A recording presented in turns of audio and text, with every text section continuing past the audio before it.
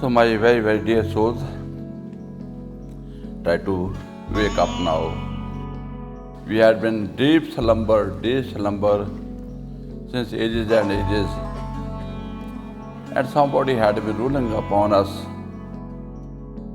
We are now to come out of this tragedy.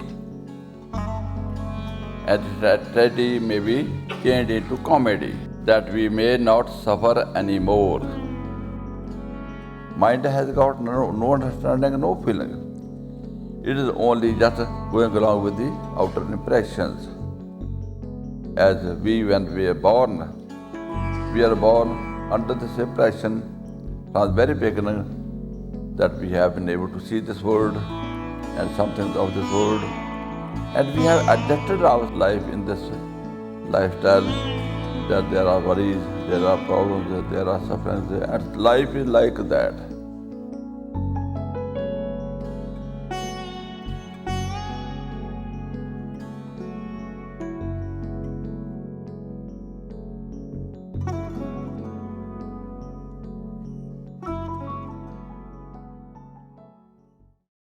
For thousands of years I prayed for a Savior. Save me now, save me now. For thousands of years none called me his own. I lived all alone, I lived all alone for thousands of years, and thousands of years, and thousands of years.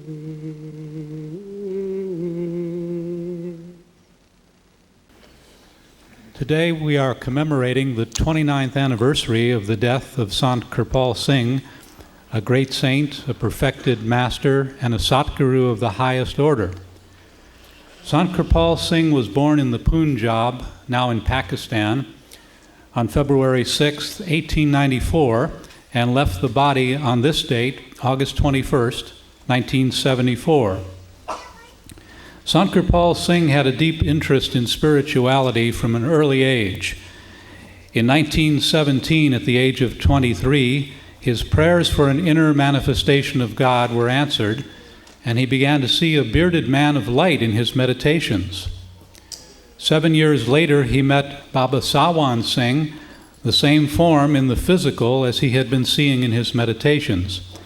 He was initiated the following day and devoted his life to this path of self-realization. Sant Kirpal Singh was married at an early age, had 3 children, and supported his family by working as an accountant in the Indian government. He worked his way up to the highest post available to a native Indian and retired in 1947. He was greatly loved by all those who worked with him, both Indians and British.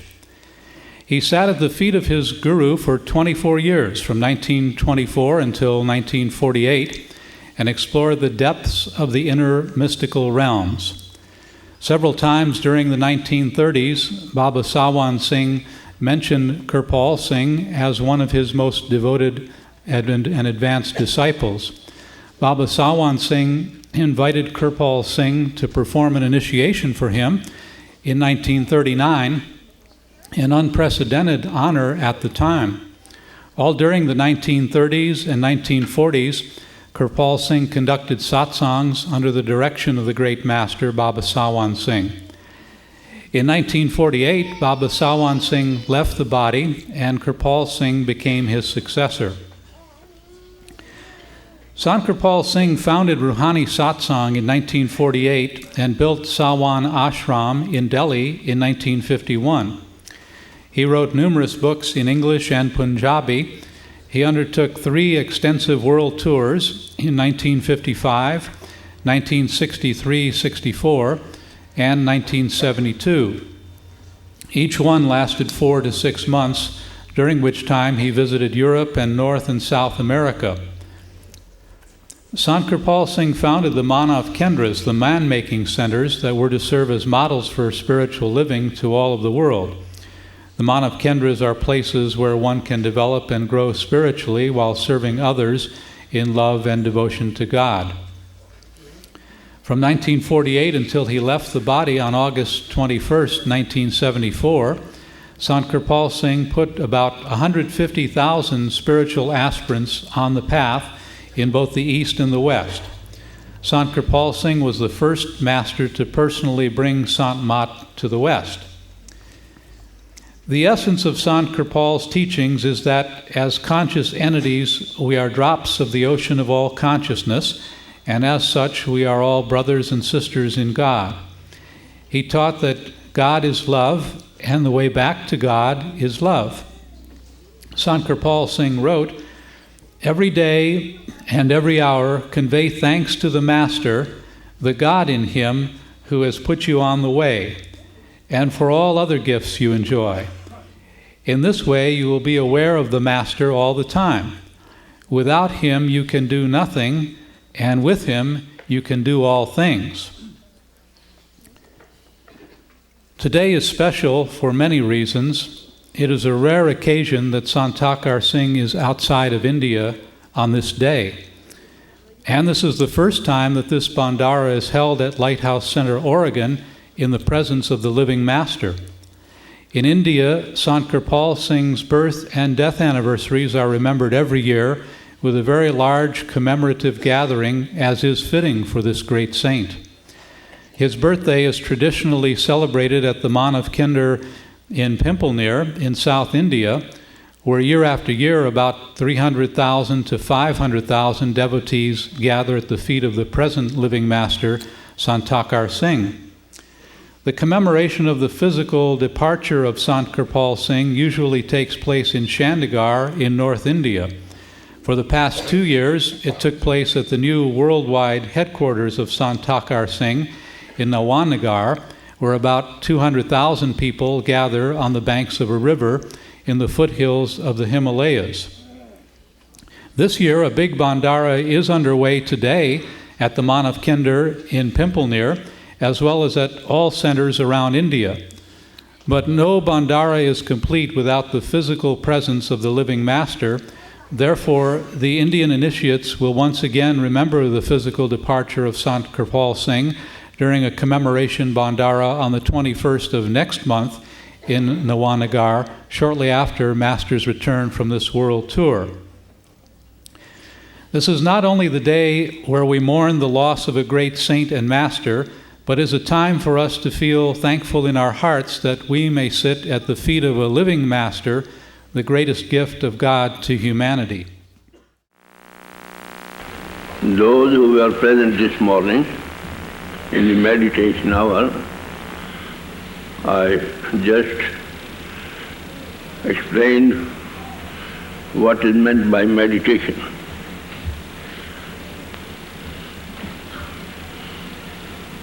The meditation, in 2 words, is to direct your attention, which is the outward expression of soul, from all outside and from all the body below.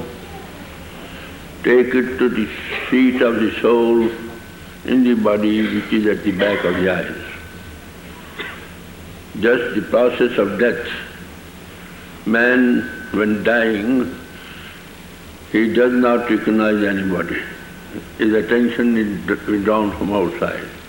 And further, the lower body is benumbed and the attention is upward until the eyes are upward, to the back of the eyes. So that was practical sitting was given, and most of you people did know that you are not the body, and you also did open the inner eye, single eye, to see one phase of God into expression, which is light.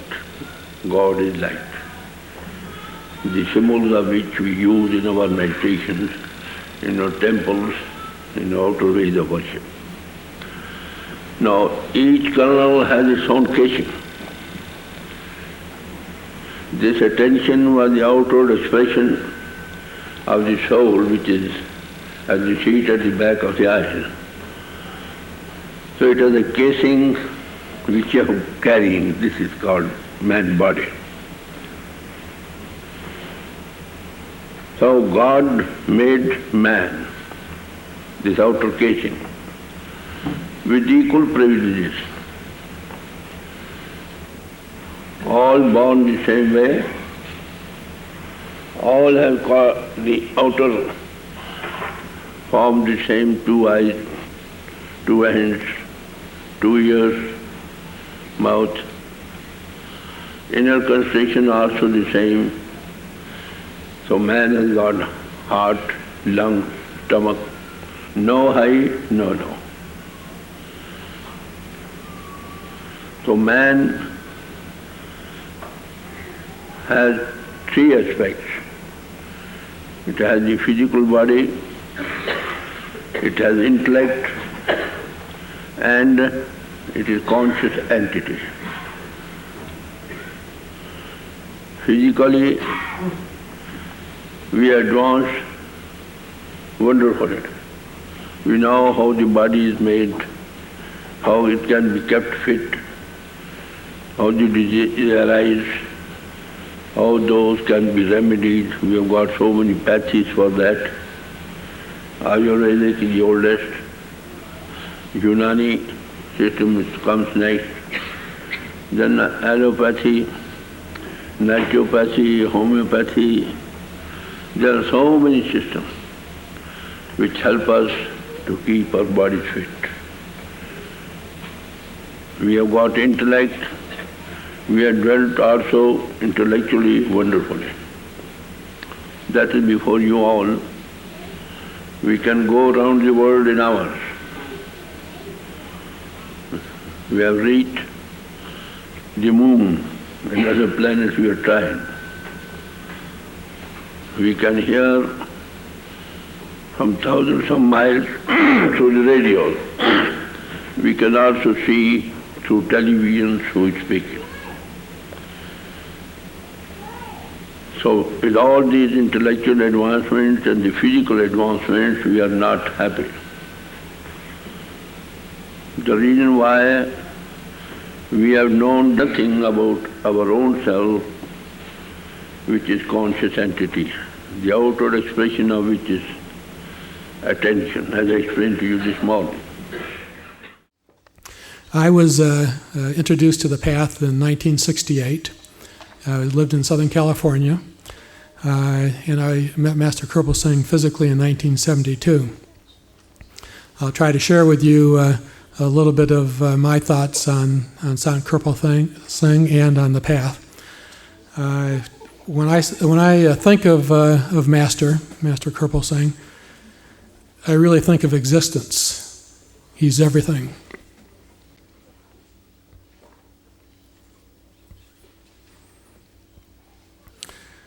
He has said that he never leaves us.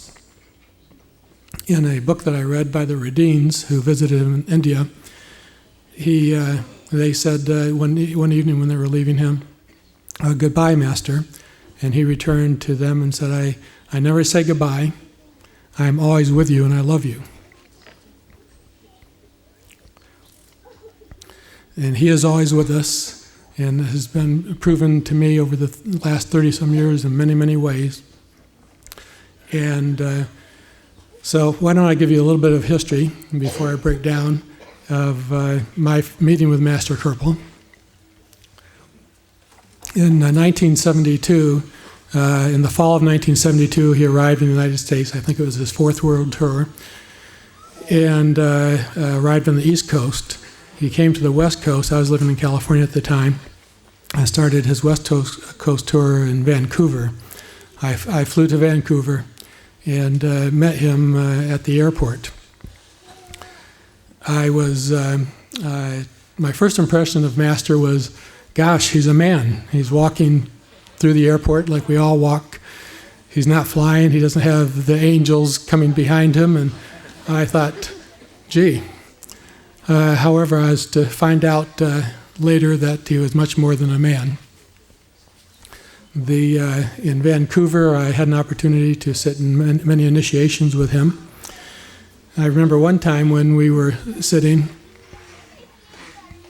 he entered the room and put us into meditation, and there was a musical instrument sound so loud that I thought somebody was in the hallway playing an instrument. I opened my eyes and I took a look around, and it got louder and louder, and Master was walking through. And I says, gosh, I guess it's him. That was one of the first experiences of God in action with him.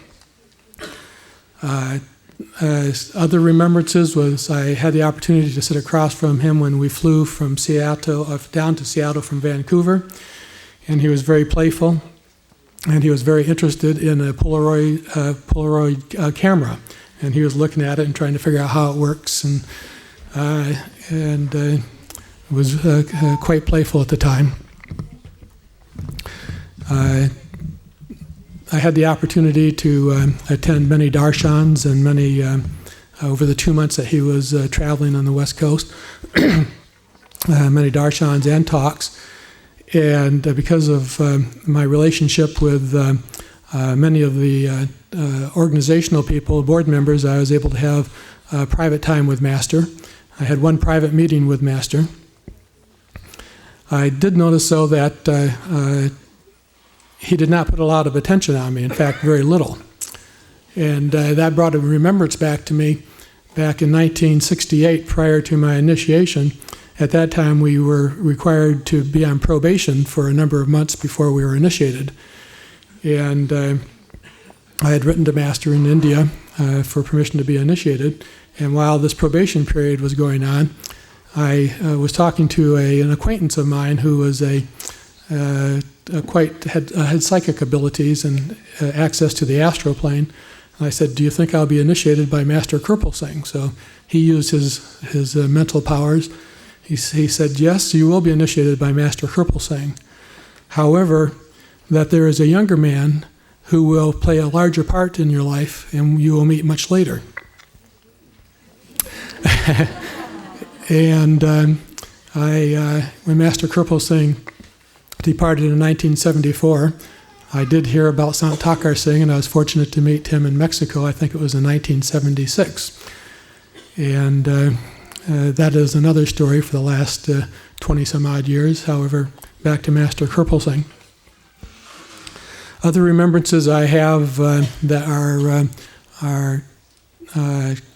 interesting little sidelights is that once I was in a small group of initiates with Master Kirpal Singh, and somebody was asking him about other living masters. And he looked to them and said, why are you not satisfied? And they had to admit that they were very satisfied. And he went on to explain that we should not be too worried about what's happening with other people and what's happening in the world. Many of his talks included that we should be detached from the world. We should live in the world. Aloof and detached was his term. In the world, but not of it. With constant remembrance of the Master. And over he would bring that up. He would talk to us about difficulties we might have in meditation. He always said, if you have difficulties, look to your diary. Look to your diary. I hope that you are all still maintaining your diaries.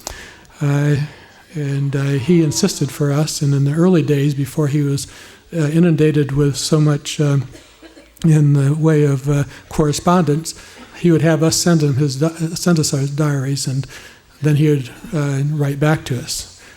I have many letters from Master, and I had many notes here of the letters from Master I was going to share with you, but we are limited to 5 minutes, so I will not do that at this time.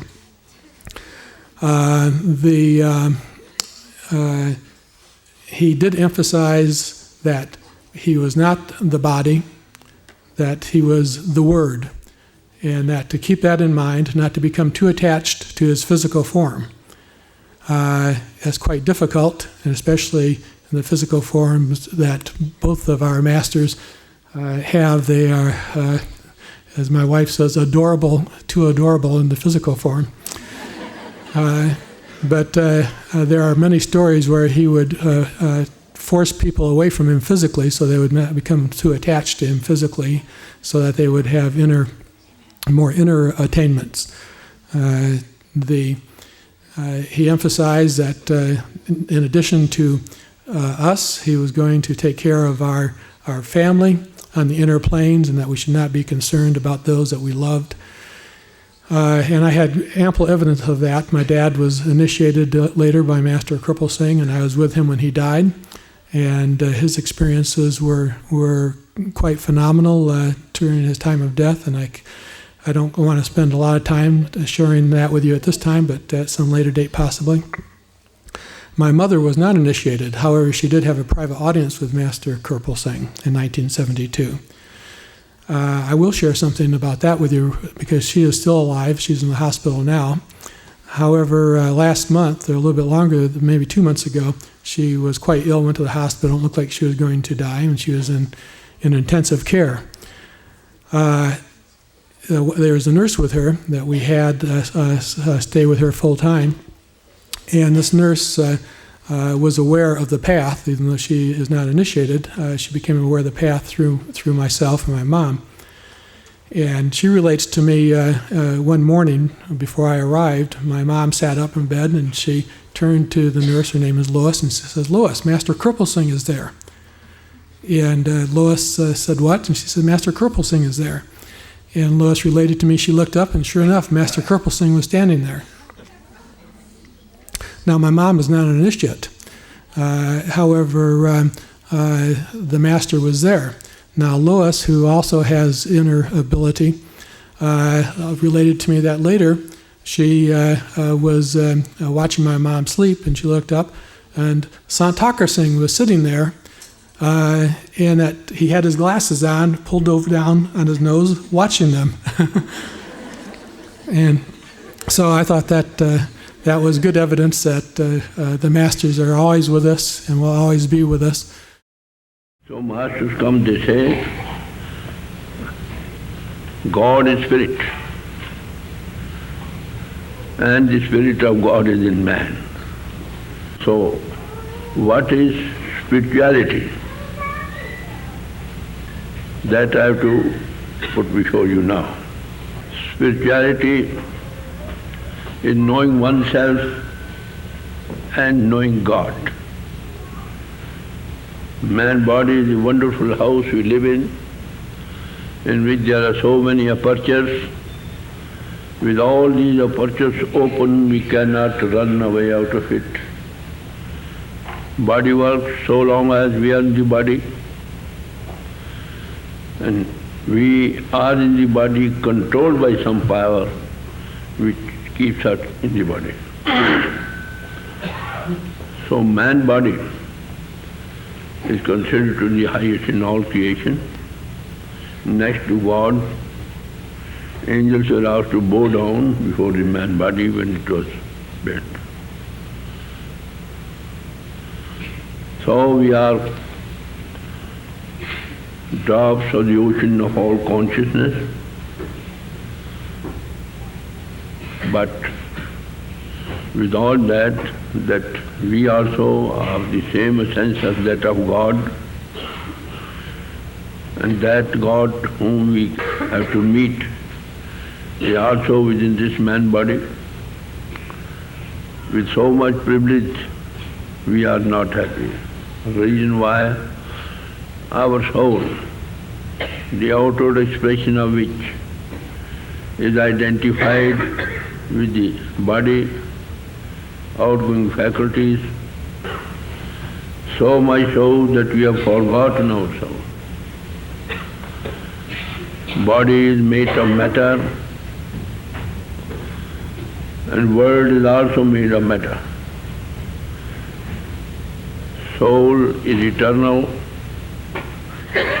but the body which is wearing and which is working is changing every moment of life, and the world outside also is changing at the same speed at which our body is changing.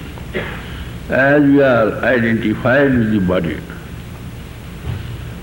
and with the world outside, this all appears to be stationary, which is optical illusion. If you like to bring home this point, take example of a boat in which few men are rowing down the stream. Boat is rowing down the stream, the speed of the water and the speed of the boat is the same. And those who are sitting in the body, they are also flowing at the same road. They enjoy, they look to the water, it appears to be stationary, and boat also stationary. If for a while they look to the shore of the river, oh, sir, we are going down the stream. So this illusion, optical illusion, we have to come out of that. Only we will see the world in its right perspective. World is changing. Those who came, kings or the poor, happy or the unhappy, all who came to the body, they after all left the body.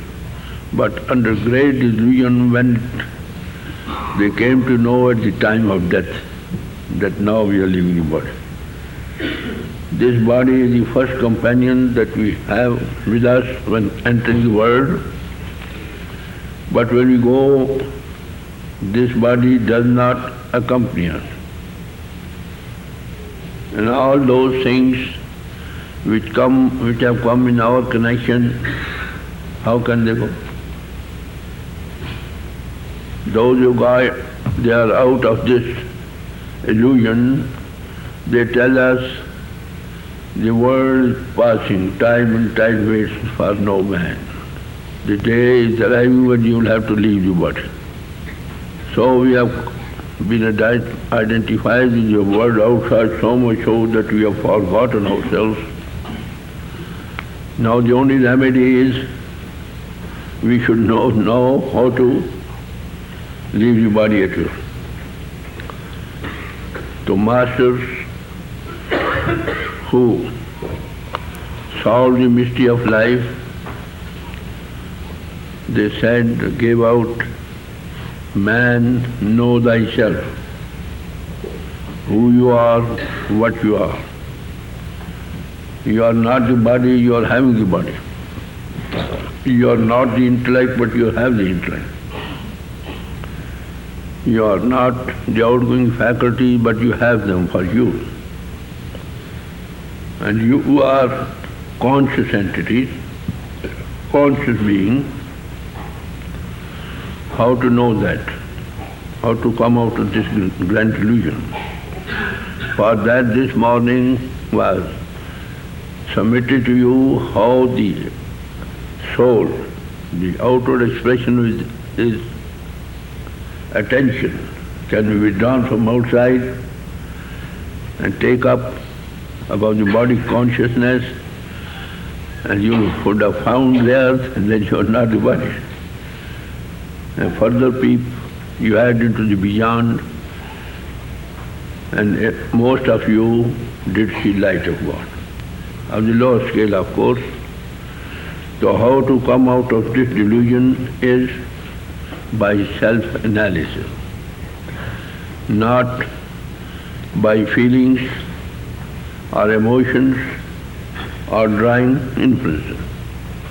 They're all subject to error. Seeing is above all.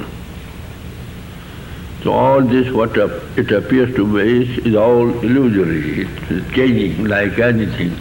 And we come to know about it when we really rise above body consciousness. So this is what men have, you see. Then what is spirituality?